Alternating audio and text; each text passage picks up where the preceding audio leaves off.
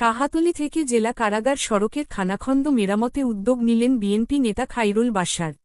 বিস্তারিত। শাহাতলী থেকে জেলা কারাগার সড়কের দীর্ঘদিনের খানাখন্দ ও ভাঙাচোরা অংশের কারণে এলাকাবাসী ও পথচারীদের দুর্ভোগ চরমে পৌঁছেছে। বর্ষা মৌসুমে সড়কটিতে পানি জমে চলাচল আরও ঝুঁকিপূর্ণ হয়ে ওঠে। এমন পরিস্থিতিতে জনদুর্ভোগ লাঘবে সড়কটির গুরুত্বপূর্ণ স্থান মেরামতের উদ্যোগ নিয়েছেন মৈশাদী ইউনিয়ন বিএনপির সাধারণ সম্পাদক খাইরুল বাশার।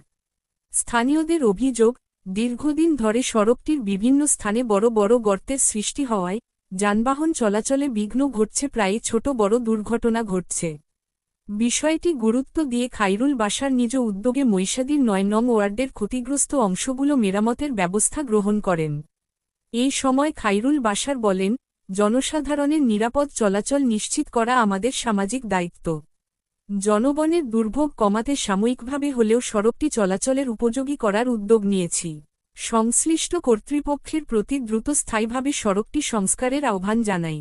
স্থানীয় বাসিন্দারা এই উদ্যোগকে স্বাগত জানিয়ে বলেন, দীর্ঘদিন পর কেউ তাদের দুর্ভোগের কথা বিবেচনা করে বাস্তব পদক্ষেপ নিয়েছেন। তারা দ্রুত সড়কটির স্থায়ী সংস্কারেরও দাবি জানান।